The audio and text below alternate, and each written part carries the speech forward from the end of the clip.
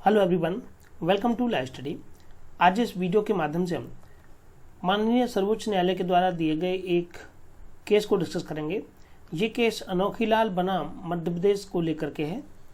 इसमें न्यायालय के द्वारा कुछ विशेष बातें दर्शित की गई हैं। तो आज हम इस पूरे केस को, इसके निर्णय के सार, इसके मुख्य पहलू के साथ साथ उसकी पूरी व्याख्या को भी आपके साथ डिस्कस करेंगे तथा न्यायालय के द्वारा इसमें कुछ रूलिंग निर्धारित की गई हैं जो कि मुख्य परीक्षा के पर्पज से काफ़ी उपयोगी हो सकती हैं। तो चलिए हम प्रारंभ करते हैं। सो फ्रेंड्स, आप अगर चैनल को पहली बार विजिट कर रहे हैं तो आप चैनल को सब्सक्राइब कर लें, जिससे कि सभी वीडियोज़ का नोटिफिकेशन आपको मिल सके। अनोखीलाल वर्सेस मध्य प्रदेश का मामला, इसमें निर्णय की तिथि ये 18 दिसंबर 2019 रही थी, जो कि सुप्रीम कोर्ट के द्वारा यहाँ जो डिसीजन दिया गया था ये 18 दिसंबर 2019 को दिया गया था। इसमें जो प्रमुख बातें थी क्या थी, ये पूर्ण पीठ थी। ये 3 न्यायमूर्ति गणों के द्वारा, पूर्ण पीठ के द्वारा ये फैसला दिया गया था। इंदु मल्होत्रा, कृष्ण मुरारी एवं उदय उमेश ललित की न्यायमूर्ति गणों की इस खंडपीठ के द्वारा ये निर्णय दिया गया था। इसमें प्रावधान क्या क्या थे? प्रावधान पहला था, इसमें भारत के संविधान के आर्टिकल 39A को लेकर के, अनुच्छेद 39A को लेकर के पहला प्रावधान था।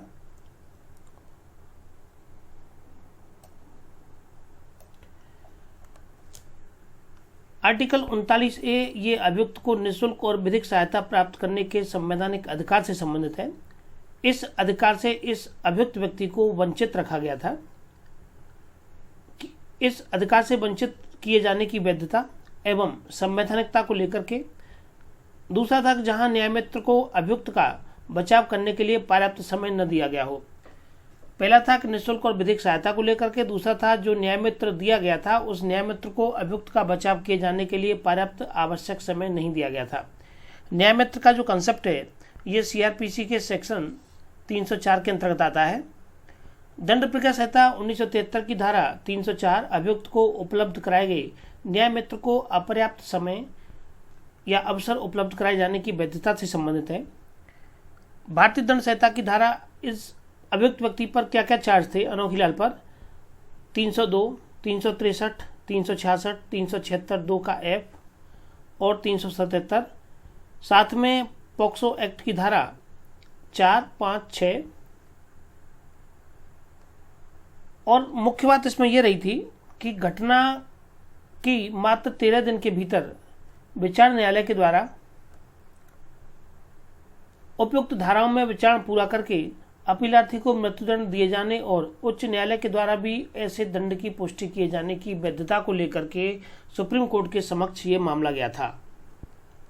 अर्थात मात्र 13 दिन के अंदर ट्रायल कोर्ट के द्वारा ये पूरा मामला समाप्त करके साक्ष्यों की परीक्षा भी ले ली गई, बहस भी कर ली गई और सब कुछ समाप्त करके मृत्युदंड भी दे दिया गया था। मामला हाईकोर्ट पहुंचा। हाईकोर्ट ने भी इस पर कोई टिप्पणी नहीं की और सीधे सीधे नीचे के जो मृत्युदंड दिया गया था अदालत के द्वारा उसे बरकरार रखा। इसके बाद अभियुक्त व्यक्ति सुप्रीम कोर्ट जाता है।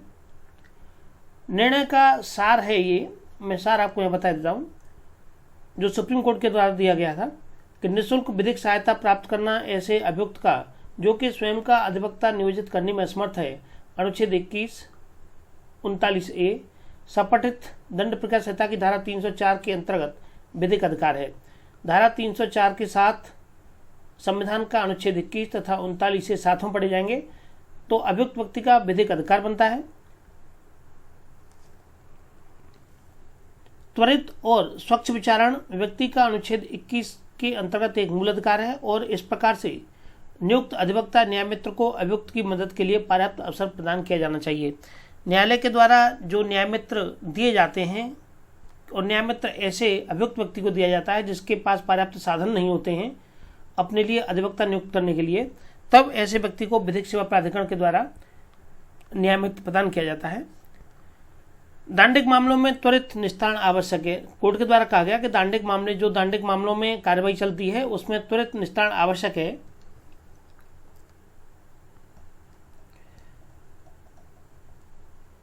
और यह स्वाभाविकता स्वच्छ विचारण, और ये स्वाभाविकता है कि स्वच्छ विचारण अर्थात फेयर ट्रायल के गारंटी का एक भाग है। फिर भी इस त्वरितता के प्रयास में, जो त्वरितता या जो जल्दबाजी की गई है, इसके प्रयास में प्रक्रिया रुजुता के आधारभूत तत्वों और जो प्रक्रिया अपनाई जा रही है उसके आधारभूत तत्वों और अभियुक्त को अवसर के कीमत पर नहीं होना चाहिए, जिस पर कि न्याय का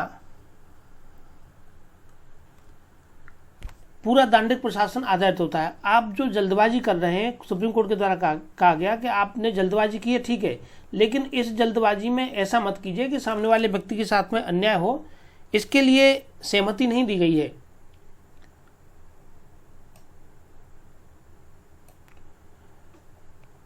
कोर्ट के द्वारा आगे कहा गया है कि शीघ्र निस्तारण की वेदी पर न्याय के कारण को बलिदान करने या सहन करने की अनुमति नहीं दी जा सकती है। अपीलार्थी को दिया गया मृत्युदंड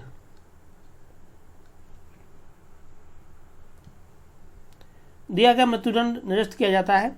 न्यायमित्र को पर्याप्त अवसर प्रदान करते हुए मामले पर, किंतु मेरिट पर नहीं, पुनः विचारण किए जाने का निर्देश दिया गया।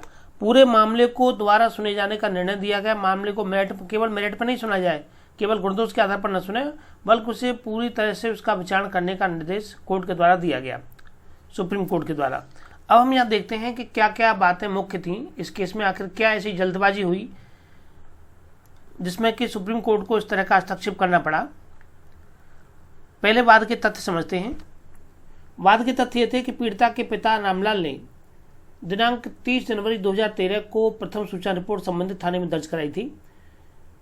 उनकी 9 वर्षीय पुत्री सैम 6 बजे से लापता है, उन्होंने बताया, तथा इसमें यह भी कथन किया गया था कि अपीलार्थी ने उसकी पुत्री को बीड़ी लेने के लिए किराने के दुकान पर भेजा था। जो अपीलार्थी या अनोखी लाल है, अनोखी लाल के द्वारा उस बच्ची को बीड़ी लेने के लिए दुकान पर भेजा गया था, तभी से वह गायब है। चईगांव माखन खंडवा के पुलिस स्टेशन में तदनुसार FIR संख्या 38/2013 उसी दिन भारतीय दंड संहिता की धारा 363 तथा 366 के अंतर्गत दर्ज किया गया। मामला कोर्ट में थाने में दर्ज हो गया।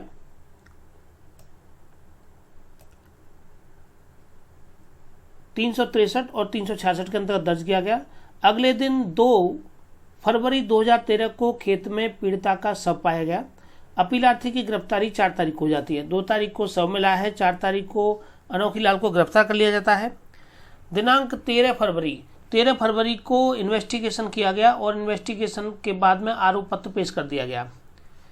देखिए ध्यानपूर्वक कि 4 फरवरी को अरेस्टिंग होती है, 13 फरवरी को आरोप पत्र पेश कर दिया जाता है, किंतु संबंधित न्यायालय ने दिनांक 18 फरवरी 2013 को मामला सत्र न्यायालय को सुपुर्द कर दिया।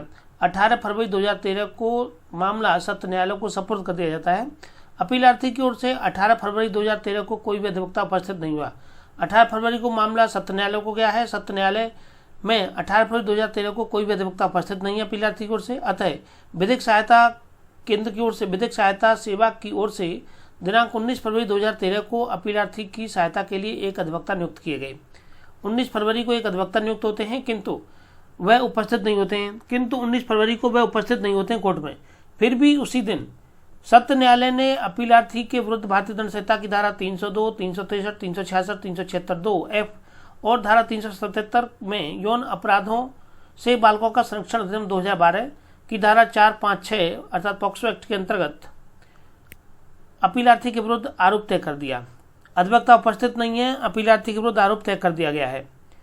और 26 फरवरी 2013, 19 फरवरी से आप लगा लीजिए 19 से लेकर के 26 तक, 19, 20, 21, 22, 23, 24, 25, 26 कुल 8 दिन की बात आती है। 19 से लेकर के 26 फरवरी 2013 तक अभियोजन के कुल 13 साक्ष्यों के साक्ष्य पूरे कर लिए गए। इसके बाद में 27 और 28 फरवरी 2013 तथा 1, 2 और 4 मार्च 2013 तक विचारण का कार्य पूरा, साक्ष्य पूरे कर लिए जाते हैं। साक्ष्य के बाद में 27, 28 फरवरी, इसके बाद में 1, 2 और 4 मार्च तक पूरा विचारण की कार्रवाई कंप्लीट कर दी गई है। इसके बाद 4 मार्च 2013 को ही विचारण न्यायालय ने अपीलार्थी को उपयुक्त धाराओं में दोषी घोषित कर दिया कि दोषी हैं। उसी दिन दंडादेश के प्रश्न में, और उसी दिन कितनी तारीख को, 4 तारीख को ही दंडादेश के प्रश्न पर सुनवाई कर ली गई।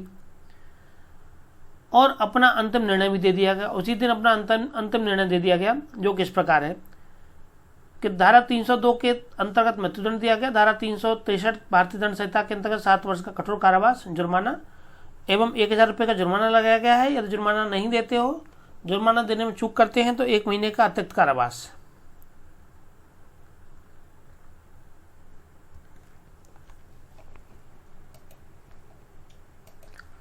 इसके बाद धारा 366 भारतीय दंड संहिता के अंतर्गत 7 वर्ष का कठोर कारावास, 1000 रुपये जुर्माना। इसके बाद में धारा 366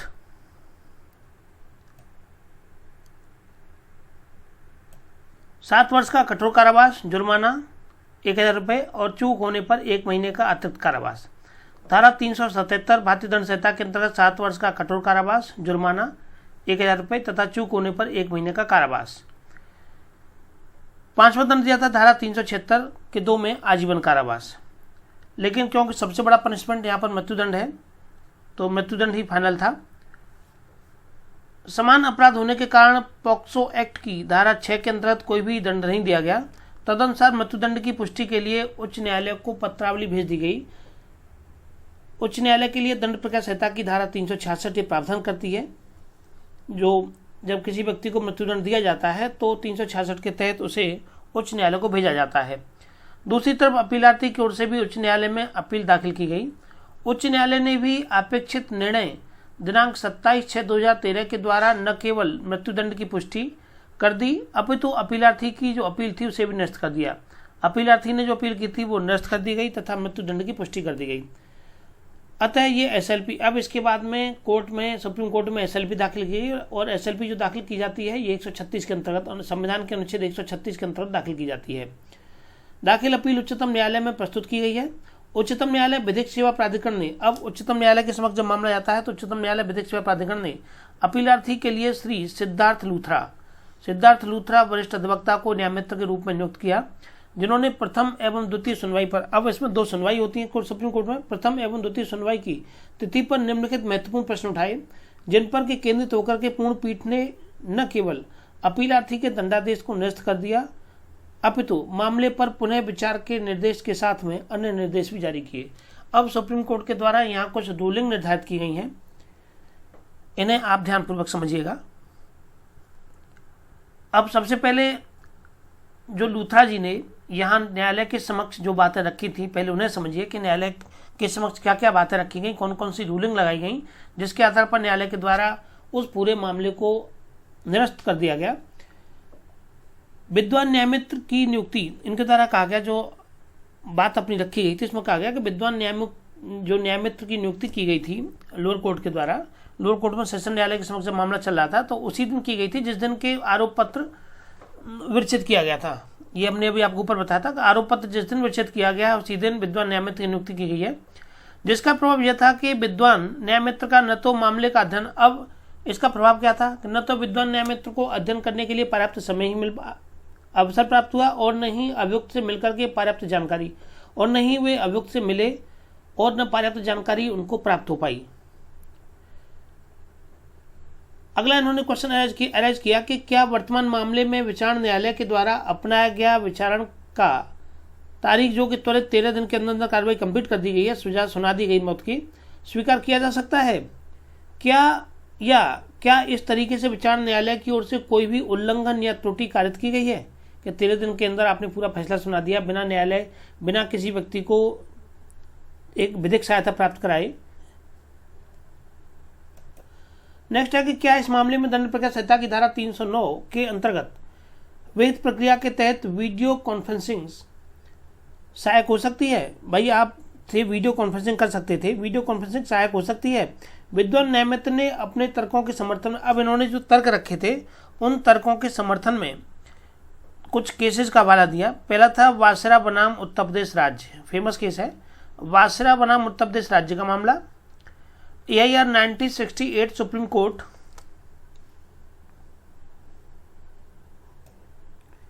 सुप्रीम कोर्ट 1313 और मोहम्मद हसैन एंड जुल्फिकार अली बनाम दिल्ली सरकार 2012। ये दो मामले के तर्क इनके द्वारा रखे गए। अब इनमें क्या क्या बातें थी ये भी हम पूरा यहाँ देखेंगे इसे।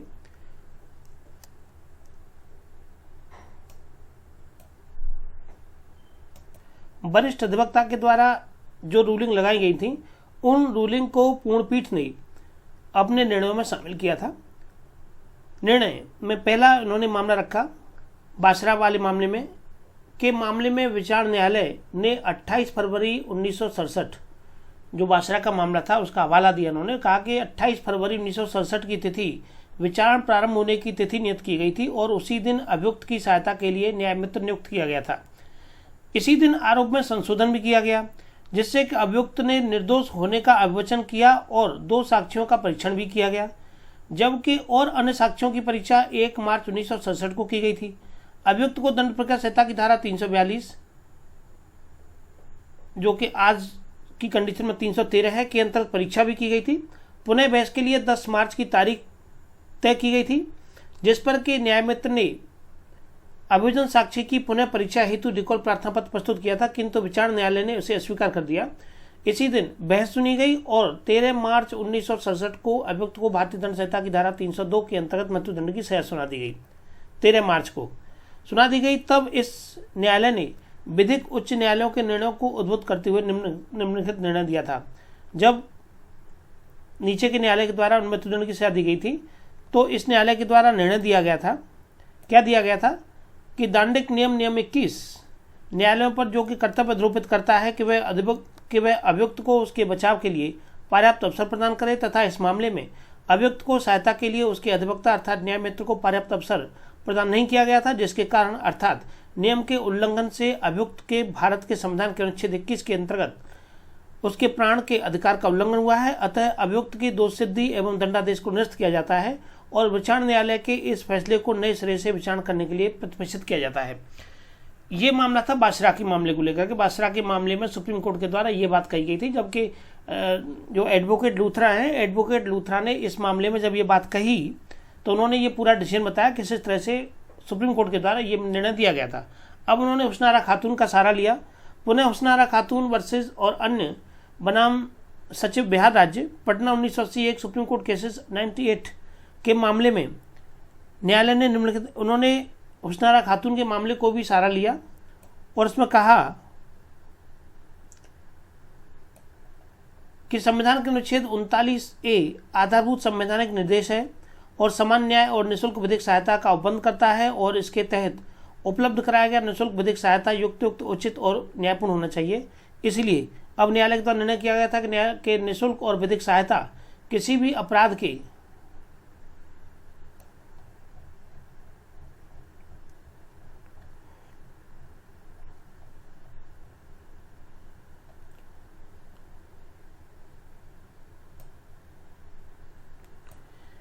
अभियुक्त व्यक्ति के लिए युक्त उचित और न्यायपूर्ण प्रक्रिया का अनिवार्य तत्व है और अवश्य ही इसे संविधान के अनुच्छेद 21 की अभिव्यक्ति माना जाना चाहिए।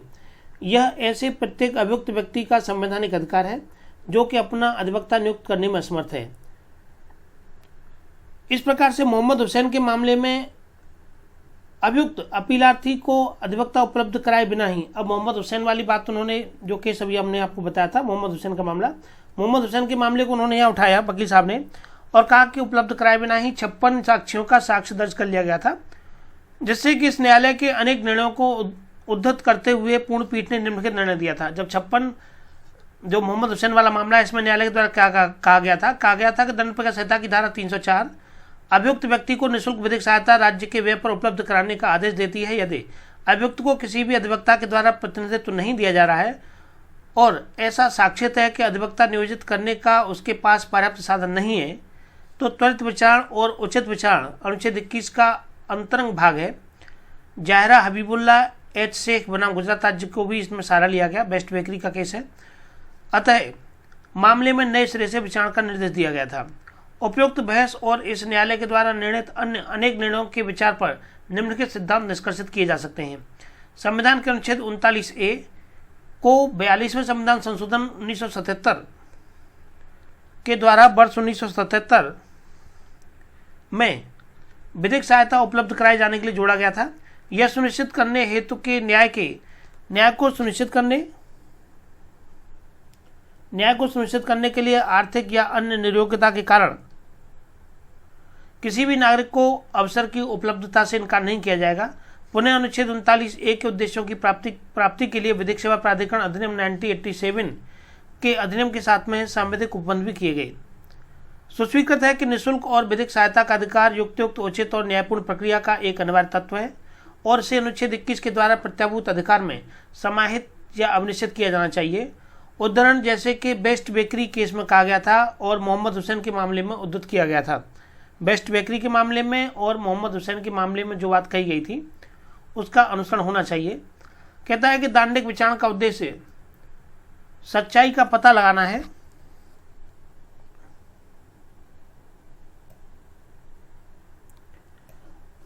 और कि विचारण तकनीकियों पर मात्र शक्ति परीक्षण नहीं है और इसे इस तरीके से संचालित किया जाना चाहिए कि यह निर्दोष को संरक्षण प्रदान करे और दोषी को दंडित करे। त्वरित विचारण आप कर रहे हैं कोई दिक्कत नहीं, लेकिन इससे निर्दोष व्यक्ति को सजा नहीं होनी चाहिए। संविधान के अनुच्छेद 39A को जोड़े जाने से पूर्व भी इस न्यायालय का वासरा के मामले में दिया गया निर्णय बिना किसी संदेह के लिए अनिश्चित कर दिया गया था कि उस मामले में अभियुक्त को उसके बचाव के लिए दिया गया समय पूर्णतः अपर्याप्त था और कि अभियुक्त को दिया गया मृत्युदंड उसके प्राणों से वंचित किए जाने को परिणामित करता था तथा विधि के द्वारा स्थापित प्रक्रिया को भंग करता था। बासरा के मामले में तब कि मद्रास उच्च न्यायालय के निर्णय से तत्कालीन मुख्य न्यायाधीश न्यायमूर्ति सुब्बाराव का उद्धरण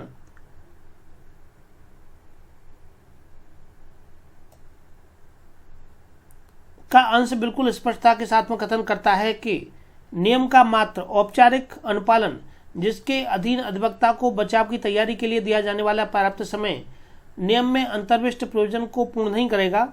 दिया गया समय वास्तव में ऐसा होना चाहिए कि अधिवक्ता को तैयारी के लिए पर्याप्त एवं पूरा समय मिल सके।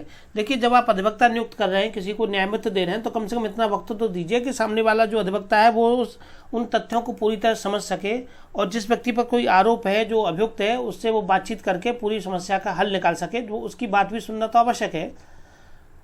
बासरा और अंबादास लक्ष्मण सिंधे और अन्य बनाम महाराष्ट्र राज्य 2018 के मामले में जहां कि उसी दिन न्यायमित्र को नियुक्त किया गया था, को इस न्यायालय के द्वारा अधिवक्ता को उपलब्ध कराया गया पर्याप्त अवसर के रूप में स्वीकार नहीं किया गया था।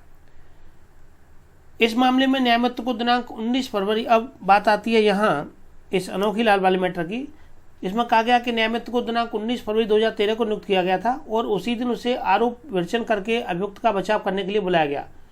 निश्चितता के साथ ये कहा जा सकता है कि अधिवक्ता या न्यायमित्र के पास में न तो मूल दस्तावेजों का अवलोकन करने को पर्याप्त अवसर मिला था और न ही अभियुक्त से मिलने अथवा बातचीत करने का कोई भी अवसर मामले में दिया गया था।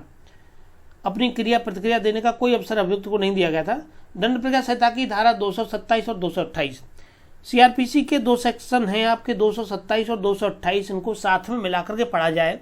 संयुक्त पठन साथ में मिलाकर पढ़े जाने से यह अपेक्षा की जाती है कि आरोप विवेचन मामले के अभिलेख और उसके साथ में पेश दस्तावेजों का अवलोकन तथा अभियोजन और अभियुक्त को इस निमित्त सुनने के बाद ही किया जाएगा।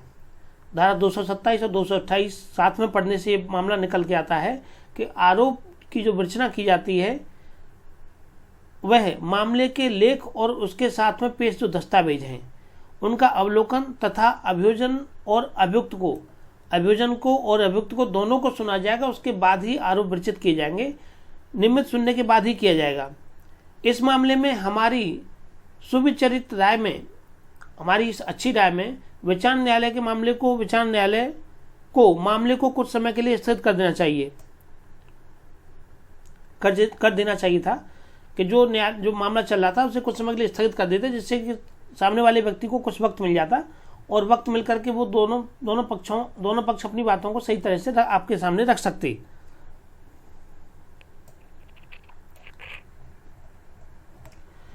इसके बाद में,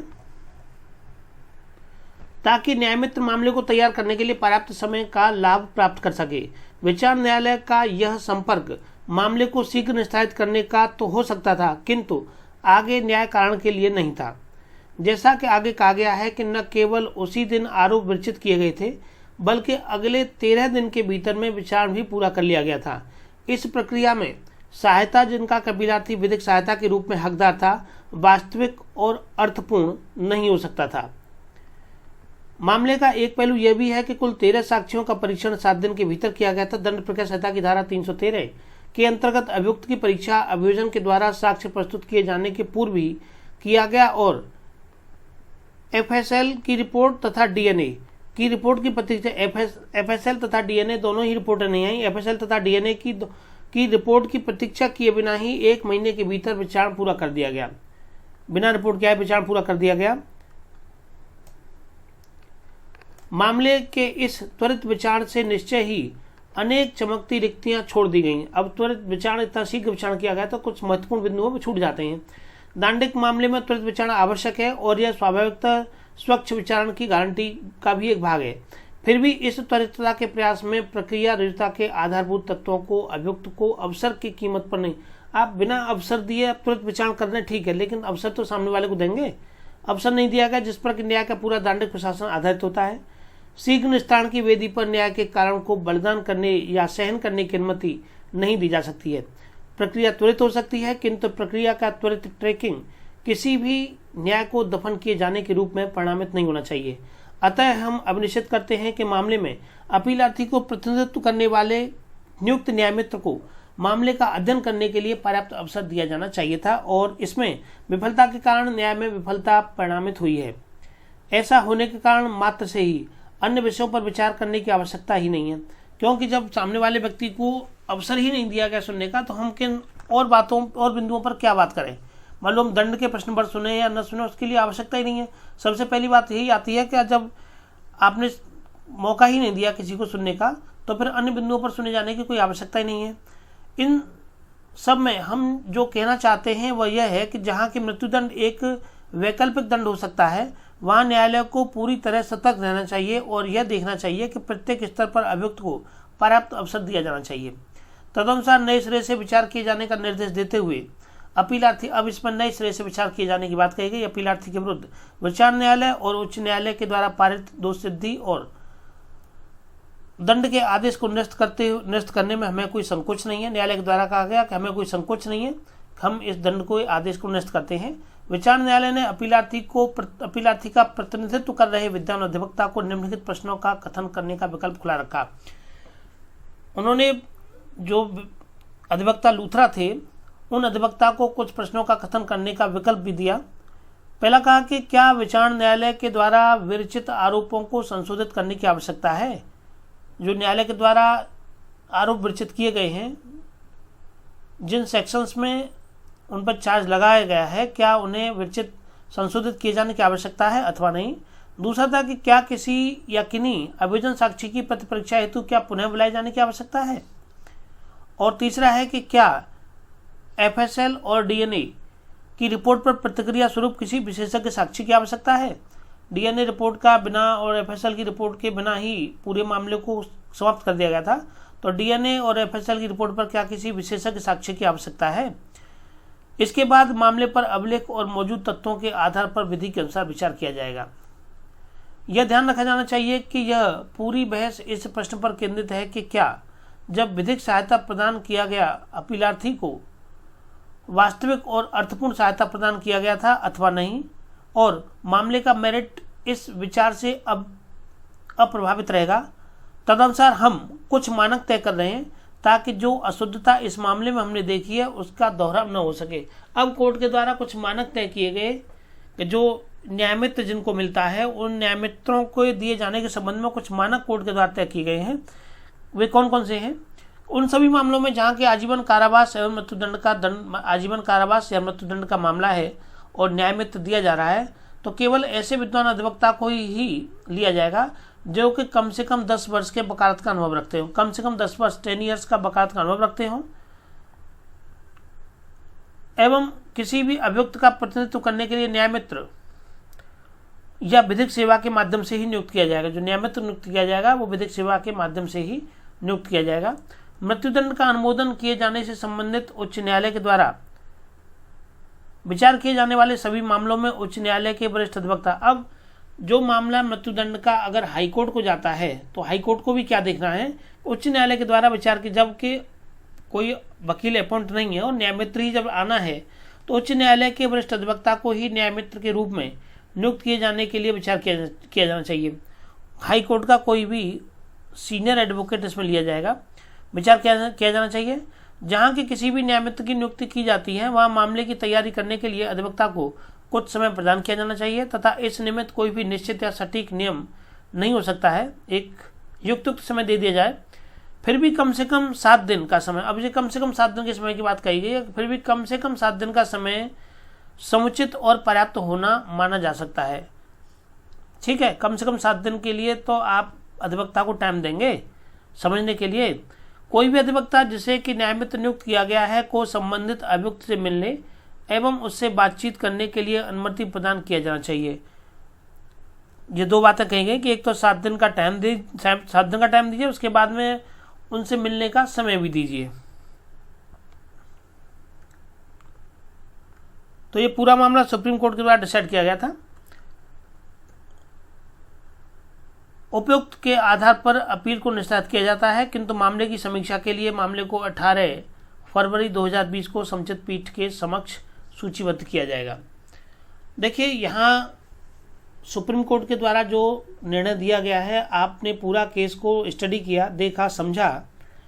अब थोड़ा सा आप भी इस पहलू पर गौर कीजिए कि न्यायालय के द्वारा, सेशन न्यायालय के द्वारा यदि मान लीजिए इतनी जल्दबाजी की गई तो क्या ये कहाँ तक उचित है।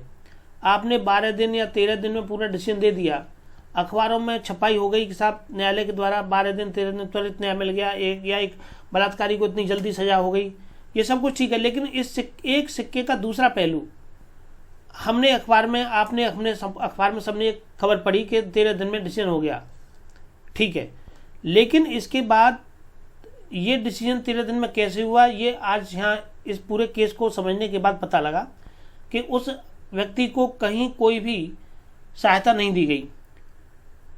तो यहाँ सुप्रीम कोर्ट के द्वारा काफ़ी न्यायपूर्ण कार्य किया गया है।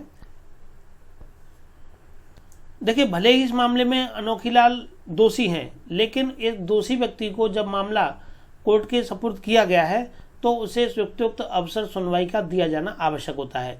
तो यहाँ हमने सीआरपीसी के कुछ सेक्शंस आपके साथ जो इसमें आए, एक तो सेक्शन 304 आया, सेक्शन 227, सेक्शन 228, इसके बाद में संविधान के अनुच्छेद 39A,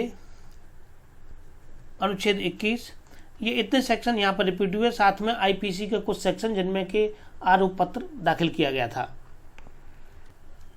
तो चलिए फ्रेंड्स, इस वीडियो के माध्यम से इतना ही। इससे आगे के वीडियो में हम एक नए केस के साथ आपके समक्ष फिर से उपस्थित होंगे। सो प्लीज़ आप वीडियो को शेयर करें। वीडियो आपका कैसा लगा आप कमेंट करके अवश्य बताएं। So thank you for watching this video.